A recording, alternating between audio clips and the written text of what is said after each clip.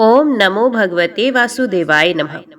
राजा परीक्षित ने शुकदेव जी से पूछा, भगवान शंकर ने समस्त भोगों का परित्याग कर रखा है, परंतु देखा ये जाता है कि जो देवता, असुर अथवा मनुष्य उनकी उपासना करते हैं वे प्राय धनी और भोग संपन्न हो जाते हैं, और भगवान विष्णु लक्ष्मीपति हैं, परंतु उनकी उपासना करने वाले प्राय धनी और भोग संपन्न नहीं होते। दोनों प्रभु त्याग और भोग की दृष्टि से एक दूसरे से विरुद्ध स्वभाव वाले हैं, परंतु उनके उपासकों को उनके स्वरूप के विपरीत फल मिलता है। त्यागी की उपासना से भोग और लक्ष्मीपति की उपासना से त्याग कैसे मिलता है, मैं आपसे ये जानना चाहता हूँ। श्री शुकदेव जी कहते हैं, परीक्षित, शिव जी सदा अपनी शक्ति से युक्त रहते हैं। वे सत्व आदि गुणों से युक्त तथा अहंकार के अधिष्ठाता हैं। अहंकार के 3 भेद हैं, वैकारिक, तेजस और तामस। त्रिविध अहंकार से 16 विकार हुए, 10 इंद्रिय, 5 महाभूत और 1 मन। अतः इन सबके अधिष्ठात्र देवताओं में से किसी एक की उपासना करने पर समस्त ऐश्वर्यों की प्राप्ति हो जाती है। परंतु परीक्षित, भगवान श्री हरि तो प्रकृति से परे, स्वयं पुरुषोत्तम एवं प्राकृतिक गुण रहित है। वे सर्वज्ञ तथा सबके अंतकरणों के साक्षी हैं। जो उनका भजन करता है वे स्वयं ही गुणातीत हो जाता है। जब तुम्हारे दादा धर्मराज युधिष्ठिर अश्वमेघ यज्ञ कर चुके, तब भगवान से विविध प्रकार के धर्मों का वर्णन सुनते समय उन्होंने भी यही प्रश्न किया था। परीक्षित, भगवान श्री कृष्ण सर्वशक्तिमान परमेश्वर हैं। मनुष्यों के कल्याण के लिए ही उन्होंने यदुवंश में अवतार धारण किया था। राजा युधिष्ठिर का प्रश्न सुनकर और उनके सुनने की इच्छा देखकर उन्होंने प्रसन्नता पूर्वक इस प्रकार उत्तर दिया। भगवान श्री कृष्ण ने कहा, राजन, जिस प्रकार मैं कृपा करता हूँ उसका सब धन धीरे धीरे छीन लेता हूँ। जब वे निर्धन हो जाता है तब उसके सगे संबंधी उसके दुखाकुल चित्त की परवाह ना करके उसे छोड़ देते हैं। फिर वे धन के लिए उद्योग करने लगता है, तब मैं उसका प्रयत्न भी निष्फल कर देता हूँ। इस प्रकार बार बार असफल होने के कारण जब धन कमाने से उसका मन विरक्त हो जाता है, उसे दुख समझकर वे उधर से अपना मुंह मोड़ लेता है और मेरे प्रेमी भक्तों का आश्रय लेकर उनसे मेल जोल करता है। तब मैं उस पर अपनी अहेतु कृपा की वर्षा करता हूँ। मेरी कृपा से उसे परम सूक्ष्म अनंत सच्चिदानंद स्वरूप परब्रह्म की प्राप्ति हो जाती है।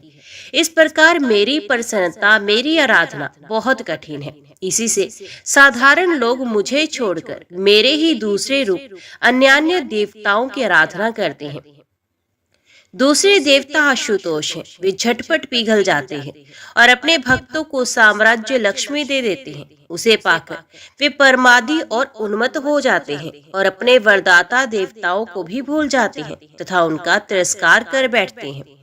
परीक्षित, ब्रह्मा, विष्णु और महादेव ये तीनों शाप और वरदान देने में समर्थ हैं, परंतु इनमें महादेव और ब्रह्मा शीघ्र ही प्रसन्न या रुष्ट होकर वरदान अथवा शाप दे देते हैं, परंतु विष्णु भगवान वैसे नहीं हैं। इस विषय में महात्मा लोग एक प्राचीन इतिहास कहा करते हैं। भगवान शंकर एक बार वृक्कासुर को वर देकर संकट में पड़ गए।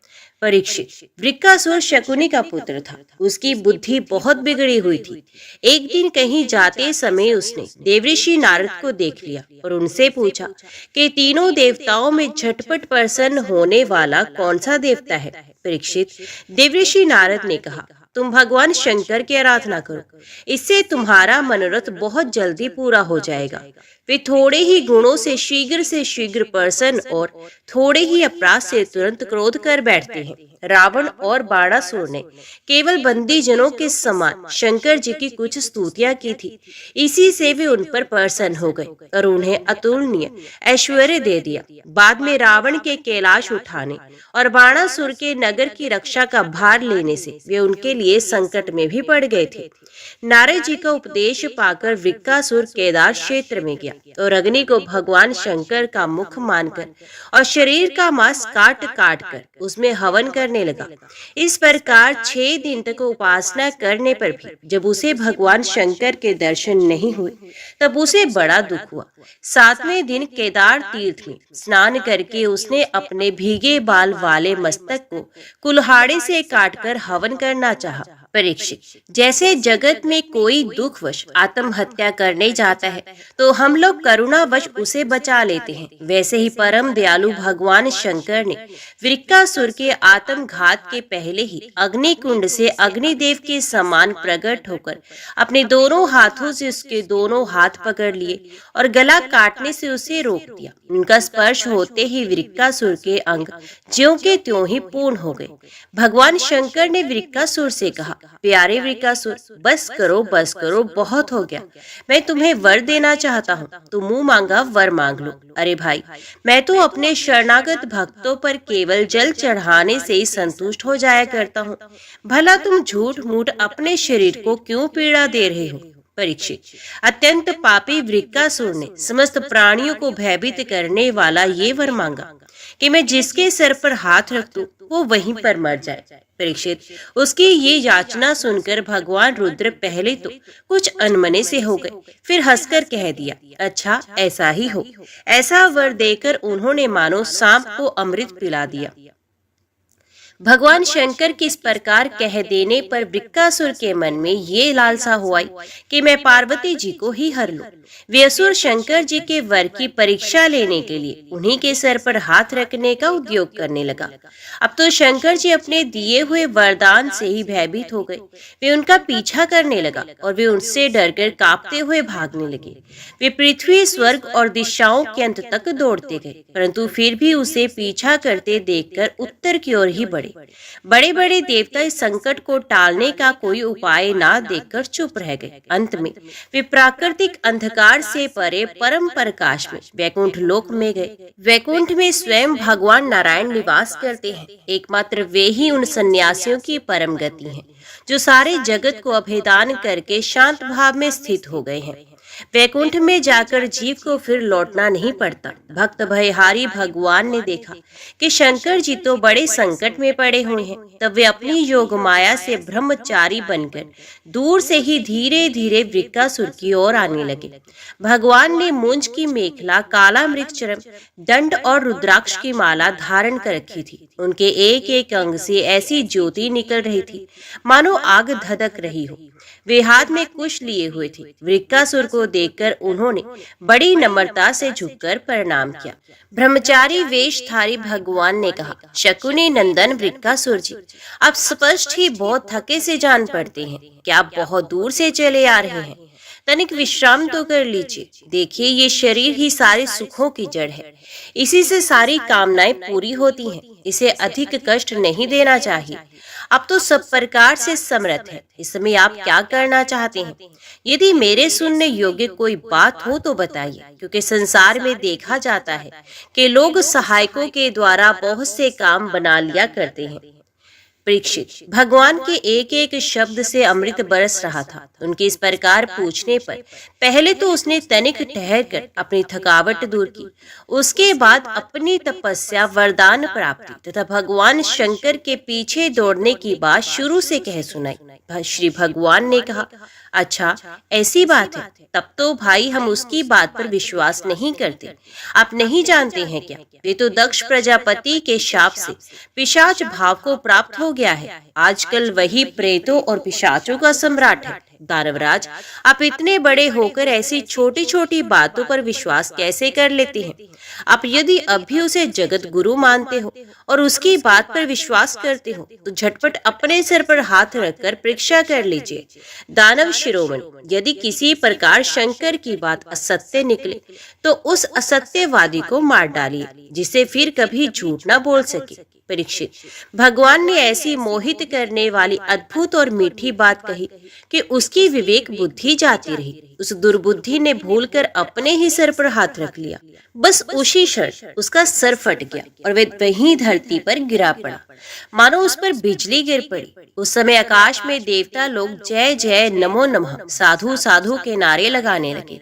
पापी वृक्कासुर की मृत्यु से देवता, ऋषि, पितृ और गंधर्व अत्यंत प्रसन्न होकर पुष्पों की वर्षा करने लगे और भगवान शंकर उस विकट संकट से मुक्त हो गए। अब भगवान पुरुषोत्तम ने भय मुक्त शंकर जी से कहा, देवादिदेव, अब बड़े हर्ष की बात है कि इस दुष्ट को इसके पापों ने ही नष्ट कर दिया। परमेश्वर, भला ऐसा कौन प्राणी है जो महापुरुषों का अपराध करके कुशल से रह सके? फिर स्वयं जगत गुरु विश्वेश्वर, आपका अपराध करके तो कोई सकुशल रह ही कह सकता है। भगवान अनंत शक्तियों के समुद्र हैं, उनकी एक एक शक्ति मन और वाणी की सीमा के परे है। संकट से छुड़ाने की ये लीला जो कोई कहता या सुनता है, वे संसार के बंधनों और शत्रुओं के भय से मुक्त हो जाता है। एक बार सरस्वती नदी के पावन तट पर यज्ञ प्रारंभ करने के लिए बड़े बड़े ऋषि मुनि एकत्रित होकर बैठे। उन लोगों में इस विषय पर वाद विवाद चला कि ब्रह्मा, विष्णु और शिव में से कौन सबसे बड़ा है। उन लोगों ने ये बात जानने के लिए ब्रह्मा, विष्णु और शिव की परीक्षा लेने के उद्देश्य से ब्रह्मा के पुत्र भृगु जी को उनके पास भेजा। महर्षि भृगु सबसे पहले ब्रह्मा जी की सभा में गए। उन्होंने ब्रह्मा जी के धैर्य आदि की परीक्षा लेने के लिए ना उन्हें नमस्कार किया, ना तो उनकी स्तुति ही की। इस पर ऐसा मालूम हुआ कि ब्रह्मा जी अपने तेज से दहक रहे हैं। उन्हें क्रोध आ गया, परंतु जब समर्थ ब्रह्मा जी ने देखा कि ये तो मेरा पुत्र ही है, तब अपने मन में उठे क्रोध को भीतर ही भीतर विवेक बुद्धि से दबा लिया। ठीक वैसे ही जैसे कोई अग्नि मंथन से उत्पन्न अग्नि को जल से बुझा दे। वहां से महर्षि भृगु कैलाश में गए। देवादिदेव भगवान शंकर ने जब देखा कि मेरे भाई भृगु जी आए हैं, तब उन्होंने बड़े आनंद से खड़े होकर उनका आलिंगन करने के लिए भुजाएं फैला दी, परंतु महर्षि भृगु ने उनसे आलिंगन करना स्वीकार नहीं किया और कहा, तुम लोक और वेद की मर्यादा का उल्लंघन करते हो, इसलिए मैं तुमसे नहीं मिलता। भृगु जी की बात सुनकर भगवान शंकर क्रोध के मारे तिलमिला उठे। उनकी आंखें चढ़ गई। उन्होंने त्रिशूल उठाकर महर्षि भृगु को मारना चाहा, परंतु उसी समय भगवती सती ने उनके चरणों पर गिरकर बहुत अनुनय विनय की और किसी प्रकार उनका क्रोध शांत किया। अब महर्षि भृगु जी भगवान विष्णु के निवास स्थान वैकुंठ में गए। उसमें भगवान विष्णु लक्ष्मी जी की गोद में अपना सर रखकर लेटे हुए थे। भृगु जी ने जाकर उनके वक्ष स्थल पर एक लात कसकर जमा दी। भक्तवत्सल भगवान विष्णु लक्ष्मी जी के साथ उठ बैठे और झटपट अपनी शैया से नीचे उतरकर मुनि को सर झुकाया और प्रणाम किया। भगवान ने कहा, ब्राह्मण, आपका स्वागत है, अब भले पधारे। इस आसन पर बैठकर कुछ क्षण विश्राम कीजिए। प्रभु, मुझे आपके शुभ आगमन का पता नहीं था, इसी से मैं आपकी अगुवानी ना कर सका, मेरा अपराध क्षमा कीजिए। महामुनि, आपके चरण कमल अत्यंत कोमल है। यूं कहकर भृगु जी के चरणों को भगवान अपने हाथों से सहलाने लगे और बोले, महर्षि, आपके चरणों का जल तीर्थों को भी तीर्थ बनाने वाला है। आप उससे वैकुंठ लोक, मुझे और मेरे अंदर रहने वाले लोकपालों को पवित्र कीजिए। भगवान, आपके चरण कमलों के स्पर्श से मेरे सारे पाप धुल गए। आज मैं लक्ष्मी का एकमात्र आश्रय हो गया। अब आपके चरणों से चिन्हित मेरे वक्ष स्थल पर लक्ष्मी सदा सर्वदा निवास करेगी। जब भगवान ने अत्यंत गंभीर वाणी में इस प्रकार कहा, तब भृगु जी परम सुखी और तृप्त हो गए।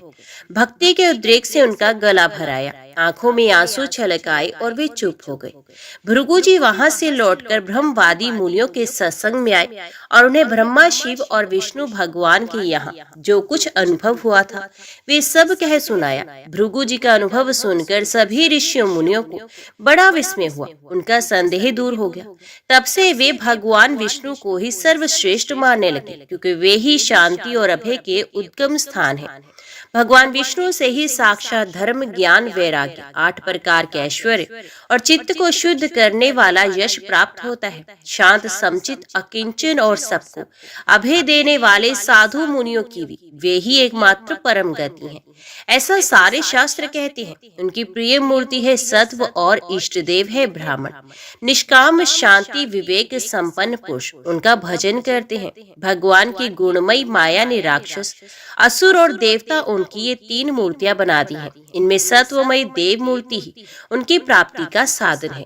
वे स्वयं ही समस्त पुरुषार्थ स्वरूप हैं। परीक्षित, सरस्वती तट के ऋषियों ने अपने लिए नहीं, मनुष्यों का संशय मिटाने के लिए ही ऐसी युक्ति रची थी। पुरुषोत्तम भगवान के चरण कमलों की सेवा करके उन्होंने उनका परम पद प्राप्त किया। सूत जी कहते हैं, शौनकादि ऋषियों, भगवान पुरुषोत्तम की ये कमनीय कीर्ति कथा जन्म मृत्यु रूप संसार के भय को मिटाने वाली है। ये व्यास नंदन भगवान श्री शुकदेव जी के मुखारविंद से निकली हुई सुरभिमय मधुमय सुधा धारा है। इस संसार के लंबे पथ का जो बटोही अपने कानों के दोनों से इसका निरंतर पान करता है, उसकी सारी थकावट जो जगत में इधर उधर भटकने से होती है दूर हो जाती है।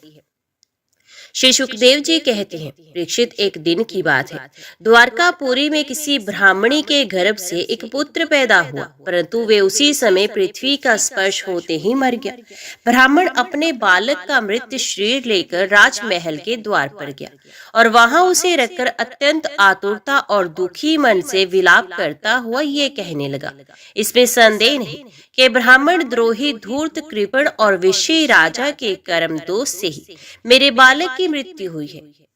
जो राजा हिंसा प्राण, दुशील और अजितेंद्रिय होता है, उसे राजा मानकर सेवा करने वाली प्रजा दरिद्र होकर दुख पर दुख भोगती रहती है और उसके सामने संकट पर संकट आते रहते हैं। परीक्षित, उसी प्रकार अपने दूसरे और तीसरे बालक के पैदा होते ही मर जाने पर वे ब्राह्मण लड़के की लाश राजमहल के दरवाजे पर डाल गया और वही बात कह गया। नवे बालक के मरने पर जब वे वहां आया, तब उस समय भगवान श्री कृष्ण के पास अर्जुन भी बैठे हुए थे। उन्होंने ब्राह्मण की बात सुनकर उससे कहा, ब्राह्मण, आपके निवास स्थान द्वारका में कोई धनुषधारी क्षत्रिय नहीं है क्या? मालूम होता है कि वे यदुवंशी ब्राह्मण हैं और प्रजा पालन का परित्याग करके किसी यज्ञ में बैठे हुए हैं। जिनके राज्य में धन, स्त्री अथवा पुत्रों से वियुक्त होकर ब्राह्मण दुखी होते हैं, वे क्षत्रिय नहीं। क्षत्रिय के वेश में पेट पालने वाले नट हैं, उनका जीवन व्यर्थ है। भगवान, मैं समझता हूँ कि आप स्त्री पुरुष अपने पुत्रों की मृत्यु से दीन हो रहे हैं।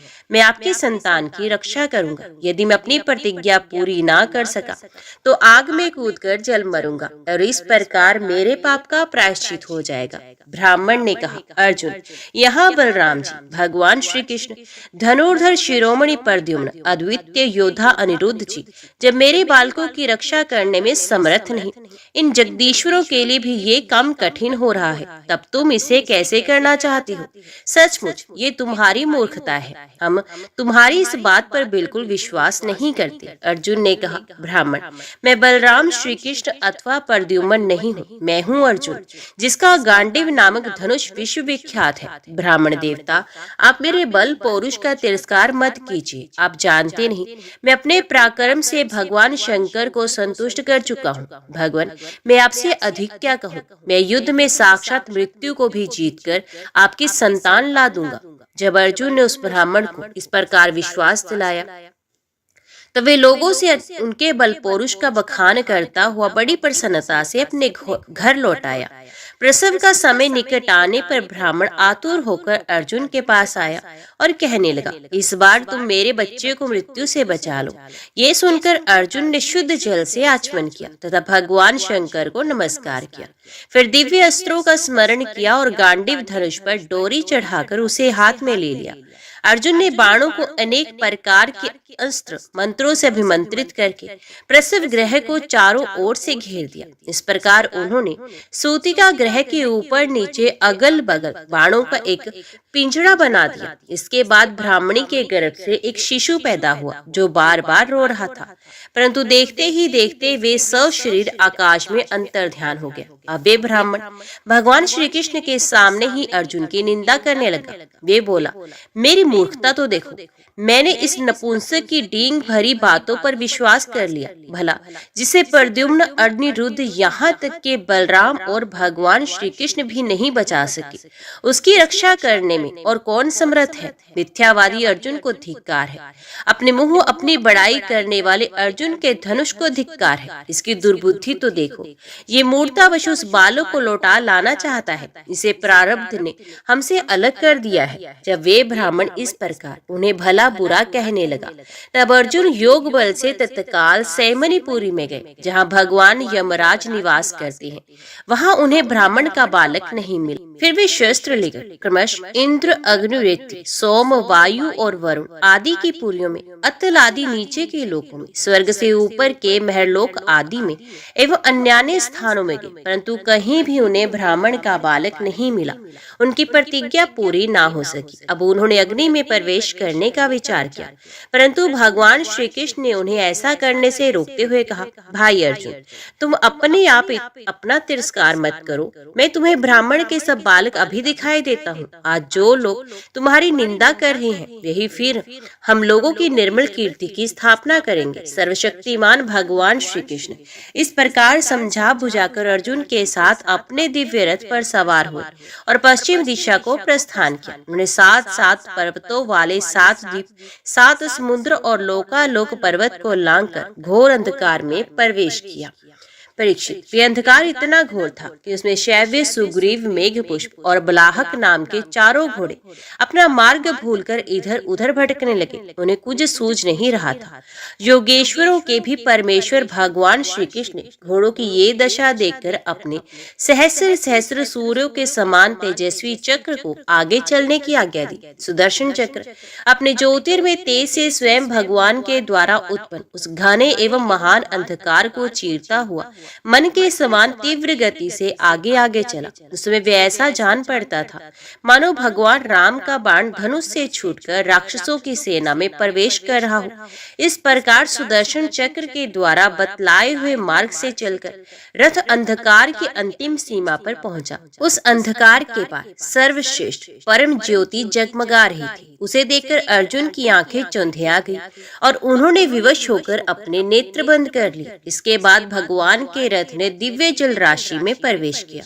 बड़ी तेज आंधी चलने के कारण उस जल में बड़ी बड़ी तिरंगे उठ रही थी, जो बहुत ही भली मालूम होती थी। वहाँ एक बड़ा सुंदर महल था। उसमें मणियों के सहस्र सहस्र खंभे चमक चमक कर उसकी शोभा बढ़ा रही थी और उसके चारों ओर बड़ी उज्जवल ज्योति फैल रही थी। उसी महल में भगवान शेष जी विराजमान थे। उनका शरीर अत्यंत भयानक और अद्भुत था। उनके सहस्र सर थे और प्रत्येक फण पर सुंदर सुंदर मणियां जगमगा रही थी।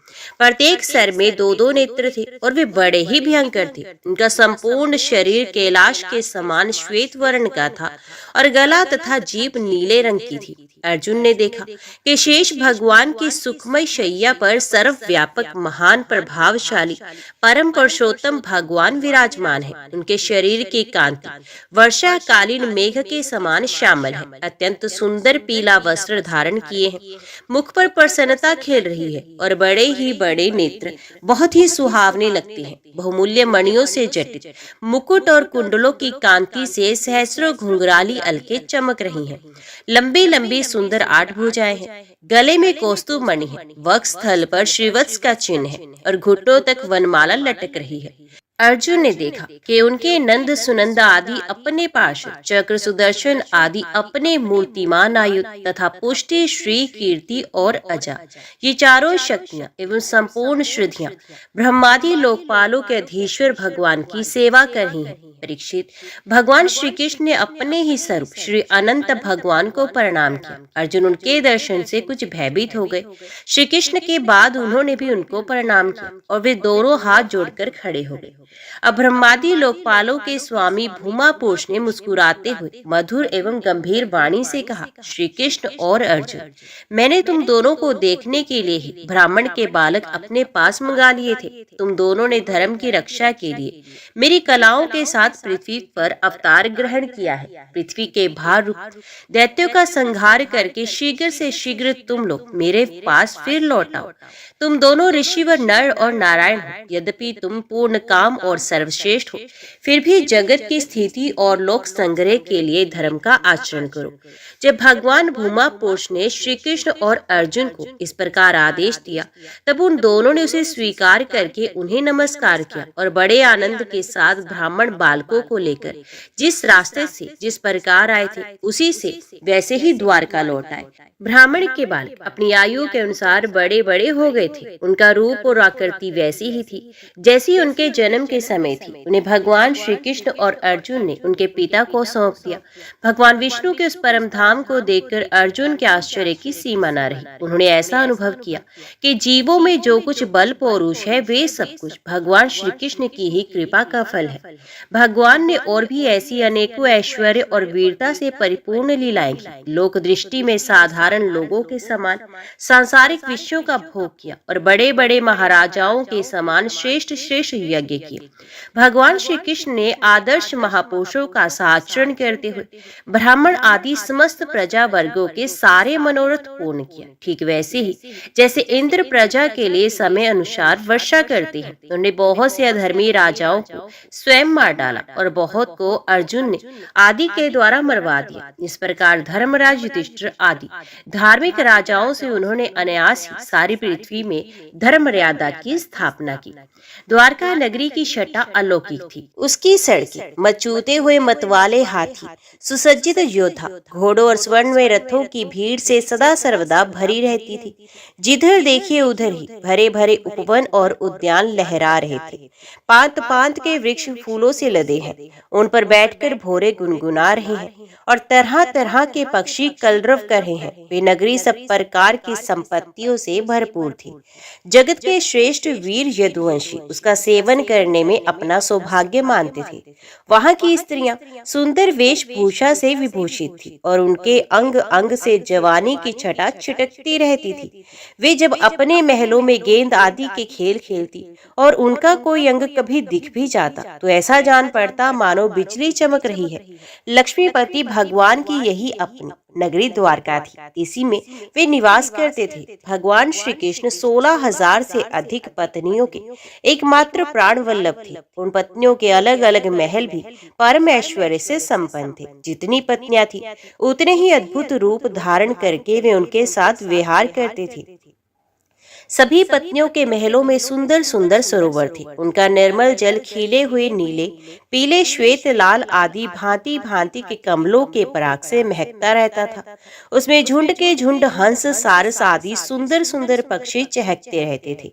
भगवान श्री कृष्ण उन जलाशयों में तथा कभी कभी नदियों के जल में भी प्रवेश कर अपनी पत्नियों के साथ जल विहार करते थे। भगवान के साथ विहार करने वाली पत्नियां जब उन्हें अपने भुजपाश में बांध लेती, आलिंगन करती, तब भगवान के श्रीअंगों में उनके वक्षस्थल की केसर लग जाती थी। उस समय गंधर्व उनके यश का गान करने लगते और सूत, मागध एवं बंदीजन बड़े आनंद से मृदंग, ढोल, नगारे और वीणा आदि बजाने लगते। भगवान की पत्नियां कभी कभी हंसते हंसते पिचकारियों से उन्हें भिगो देती थी, वे भी उनको तरकर देते। इस प्रकार भगवान अपनी पत्नियों के साथ क्रीड़ा करते, मानो यक्षराज कुबेर यक्षिणियों के साथ विहार कर रहे हो। उस समय भगवान की पत्नियों के वक्षस्थल और जंघा आदि अंग वस्त्रों के भीग जाने के कारण उसमें से झलकने लगते। उनकी बड़ी बड़ी चोटियों और जूड़ों में से गूथे हुए फूल गिरने लगते। वे उन्हें भिगोते भिगोते पिचकारी छीन लेने के लिए उनके पास पहुंच जाती और इसी बहाने अपने प्रियतम का आलिंगन कर लेती। उनके स्पर्श से पत्नियों के हृदय में प्रेम भाव की अभिवृद्धि हो जाती, जिससे उनका मुख कमल खिल उठता। ऐसे अवसरों पर उनकी शोभा और भी बढ़ जाया करती। उस समय भगवान श्री कृष्ण की वनमाला उन रानियों के वक्षस्थल पर लगी हुई केसर के रंग जाती। विहार में अत्यंत मगन हो जाने के कारण घुंघराली अलके उन्मुक्त भाव से लहराने लगती। वे अपनी रानियों को बार बार भिगो देते और रानियां भी उन्हें सरोबार कर देती। भगवान श्री कृष्ण उनके साथ इसी प्रकार विहार करते, मानो कोई गजराज हथनियों से घिरकर उनके साथ क्रीड़ा कर रहा हो। भगवान श्री कृष्ण और उनकी पत्नियां क्रीड़ा करने के बाद अपने अपने वस्त्र आभूषण उतार कर उन नटों और नर्तकों को दे देते, जिनकी जीविका केवल गाना बजाना ही थी। भगवान इसी प्रकार उनके साथ विहार करते रहते। उनकी चाल ढाल, बातचीत, चितवन मुस्कान, हास विलास और आलिंगन आदि से रानियों की चित्तवृत्ति उन्हीं की ओर खींची रहती। उन्हें और किसी बात का स्मरण नहीं होता। परीक्षित, रानियों के जीवन सर्वस्व उनके एकमात्र हृदयेश्वर भगवान श्री कृष्ण ही थे। वे कमल नयन श्याम सुंदर के चितवन में इतनी मगन हो जाती कि कई देर तक चुप हो रहती और फिर उन्मत्त के समान असंबद्ध बातें कहने लगती। कभी कभी तो भगवान श्री कृष्ण की उपस्थिति में प्रेम उन्नाद के कारण उनके विरह का अनुभव करने लगती और ना जाने क्या क्या कहने लगती। मैं उनकी बात तुम्हें सुनाता हूँ। रानियां कहती, अरे कुर्री, अभी तो बड़ी रात हो गई, संसार में सब ओर सन्नाटा छा गया। देख, इस समय स्वयं भगवान अपना अखंड बोध छिपाकर सो रहे हैं और तुझे नींद नहीं आती। तू इस तरह रात रात भर जागकर विलाप क्यों कर रही है? सखी, कहीं कमल नयन भगवान के मधुर हास्य और लीला भरी उदार चितवन से तेरा हृदय भी हमारी ही तरह बिन तो नहीं गया? अरे चकवी, तूने रात के समय अपने नेत्र क्यों बंद कर लिए? क्या तेरे पति देव कहीं विदेश चले गए कि तू इस प्रकार करुण स्वर से पुकार रही है? हाय हाय, तू बड़ी दुखी है, परंतु हो ना हो तेरे हृदय में भी हमारे ही समान भगवान की दासी होने का भाव जग गया है। क्या अब तो उनके चरणों पर चढ़ाई हुई पुष्पों की माला अपनी चोटियों में धारण करना चाहती है? अहो समुद्र, तुम निरंतर गरजते ही रहती हो, तुम्हें नींद नहीं आती क्या? जान पड़ता है कि तुम्हें सदा जागते रहने का रोग लग गया है, परंतु नहीं नहीं, हम समझ गए। हमारे प्यारे श्याम सुंदर ने तुम्हारे धैर्य, गांधीर्य आदि स्वाभाविक गुण छीन लिए हैं। क्या इसी से तुम हमारे ही समान ऐसी व्याधि के शिकार हो गई हो जिसकी कोई दवा नहीं? चंद्रदेव, तुम्हें बहुत बड़ा रोग राज्य क्षमा हो गया है, इसी से तुम इतने क्षीण हो रहे हो। अरे राम राम, अब तुम अपनी किरणों से अंधेरा भी नहीं हटा सकते। क्या हमारी भांति हमारे प्यारे श्याम सुंदर की मीठी मीठी रहस्य की बातें भूल जाने के कारण तुम्हारी बोलती बंद होगी? क्या उसी की चिंता से तुम मौन हो रहे हो? मल्याणी, हमने तेरा क्या बिगाड़ा जो तू हमारे हृदय में काम का संचार कर रहा है? अरे तू नहीं जानता क्या, भगवान की तिरछी चितवन से हमारा हृदय तो पहले ही घायल हो गया है। श्रीमन मेघ, तुम्हारे शरीर का सौंदर्य तो हमारे प्रियतम जैसा ही है। अवश्य ही तुम यदुवंश शिरोमणि भगवान के परम प्यारे हो, तभी तो तुम हमारी ही भांति प्रेम पाश में बंध कर उनका ध्यान कर रहे हो। देखो देखो, तुम्हारा हृदय चिंता से भर रहा है, तुम उनके लिए अत्यंत उत्कंठित हो रहे हो, तभी तो बार बार उनकी याद करके हमारी ही भांति आंसू की धारा बहा रहे हो। श्याम घन, सचमुच घनश्याम से नाता जोड़ना घर बैठे पीड़ा मोल लेना है। री कोयल, तेरा गला बड़ा ही सुरीला है, मीठी बोली बोलने वाले हमारे प्राण प्यारे के समान ही मधुर स्वर से तू बोलती है। सचमुच तेरी बोली में सुधा घोली हुई है, जो प्यारे के विरह से मरे हुए प्रेमियों को जिलाने वाली है। तू ही बता, इस समय हम तेरा क्या प्रिय करें? प्रिय पर्वत, तुम तो बड़े उदार विचार के हो, तुमने ही पृथ्वी को भी धारण कर रखा है। ना तुम हिलते डोलते हो, ना कुछ कहते सुनते हो। जान पड़ता है किसी बड़ी बात की चिंता में मगन हो। ठीक है, हम समझ गए। तुम हमारी ही भांति चाहते हो कि अपने स्तनों के समान बहुत से शिखरों पर मैं भी भगवान श्याम सुंदर के चरण कमल धारण करूं। समुद्र पत्नी नदियों, ये ग्रीष्म ऋतु है, तुम्हारे कुंड सूख गए हैं, अब तुम्हारे अंदर खिले हुए कमलों का सौंदर्य नहीं दिखता, तुम बहुत दुबली पतली हो गई। जान पड़ता है जैसे हम अपने प्रियतम श्याम सुंदर की प्रेम भरी चितवन ना पाकर अपना हृदय खो बैठी हैं और अत्यंत दुबली पतली हो गई हैं, वैसी ही तुम भी मेघों के द्वारा अपने प्रियतम समुद्र का जल ना पाकर ऐसी दीनहीन हो गई हो। हंस, आओ आओ, भले आई, स्वागत है, आसन पर बैठो, लो दूध पियो। प्रिय हंस, श्याम सुंदर की कोई बात तो सुनाओ, हम समझती हैं कि तुम उनके दूत हो, किसी के वश में ना होने वाले श्याम सुंदर सकुशल तो है ना? अरे भाई, उनकी मित्रता तो बड़ी अस्थिर है, क्षण भंगुर है। एक बात तो बताओ, उन्होंने हमसे कहा था कि तुम ही हमारी परम प्रियतमा हो। क्या अब उन्हें ये बात याद है? जाओ जाओ, हम तुम्हारी अनुन्य विनय नहीं सुनती। जब वे हमारी परवाह नहीं करते तो हम उनके पीछे क्यों मरे? शूद्र के दूत, हम उनके पास नहीं जाते। क्या कहा? वे हमारी इच्छा पूर्ण करने के लिए आना चाहते हैं। अच्छा, अब उन्हें तो यहाँ बुला लाना, हमसे बातें कराना, परंतु कहीं लक्ष्मी को साथ ना लेके आना। तब क्या वे लक्ष्मी को छोड़कर यहाँ नहीं आना चाहते? ये कैसी बात है? क्या स्त्रियों में लक्ष्मी ही एक ऐसी है जिनका भगवान में अनन्य प्रेम है? क्या हमने से कोई एक भी ऐसी नहीं? परीक्षित, श्री कृष्ण पत्नियां योगेश्वरेश्वर भगवान श्री कृष्ण में ही अनन्य प्रेम भाव रखती थी। इसी से उन्होंने परम पद प्राप्त किया। भगवान श्री कृष्ण की लीलाएं अनेकों प्रकार से अनेकों गीतों द्वारा गान की गई हैं। वे इतनी मधुर, इतनी मनोहर हैं कि उनके सुनने मात्र से स्त्रियों का मन उनकी ओर खिंच जाता है। फिर जो स्त्रियां उन्हें अपने नेत्रों से देखती थी, उनके संबंध में तो कहना क्या। जिन बड़भागिनी स्त्रियों ने जगत गुरु भगवान श्री कृष्ण को अपना पति मानकर परम प्रेम से उनके चरण कमलों को सहलाया, उन्हें नहलाया धुलाया, खिलाया पिलाया, तरह तरह से उनकी सेवा की, उनकी तपस्या का वर्णन तो भला किया ही कैसे जा सकता है। भगवान श्री कृष्ण सतपुरुषों के एकमात्र आश्रय है। उन्होंने वेदोक्त धर्म का बार बार आचरण करके लोगों को ये बात दिखला दी कि घर ही धर्म, अर्थ और काम साधन का स्थान है। इसलिए वे गृहस्थ के श्रेष्ठ धर्म का आश्रय लेकर व्यवहार कर रहे थे। परीक्षित, मैं तुमसे कह ही चुका हूँ कि उनकी रानियों की संख्या थी 16,108। उन श्रेष्ठ स्त्रियों में से रुक्मणी आदि 8 पट रानियां और उनके पुत्रों का तो मैं पहले ही क्रम से वर्णन कर चुका हूँ। उनके अतिरिक्त भगवान श्री कृष्ण की और जितनी पत्नियां थी, उनसे भी प्रत्येक के 10-10 पुत्र उत्पन्न किए। ये कोई आश्चर्य की बात नहीं, क्योंकि भगवान सर्वशक्तिमान और सत्य संकल्प है। भगवान के परम पराक्रमी पुत्रों में 18 तो महारथी थे, जिनका यश सारे जगत में फैला हुआ था। उनके नाम मुझसे सुनो। प्रद्युम्न, अनिरुद्ध, दीप्तिमान, भानु, सांब, मधु, ब्रह्भानु, चित्रभानु, वृक, अरुण, पुष्कर, वेदबाहु, श्रुदेव, सुनंदन, चित्रबाहु, विरूप, कवि और नैग्रोध। राजेंद्र, भगवान श्री कृष्ण के इन पुत्रों में से सबसे श्रेष्ठ रुक्मणी नंदन प्रद्युम्न जी थे। वे सभी गुणों में अपने पिता के समान थे। महारथी प्रद्युम्न ने रुक्मी की कन्या से अपना विवाह किया था। उसी के गर्भ से अनिरुद्ध जी का जन्म हुआ। उसमें 10,000 हाथियों का बल था। रुक्मी के दौहित्र अनिरुद्ध जी ने अपने नाना की पोती से विवाह किया। उसके गर्भ से वज्र का जन्म हुआ। ब्राह्मणों के शाप से पैदा हुए मुसल के द्वारा यदुवंश का नाश हो जाने पर एकमात्र वे ही बच रहे थे।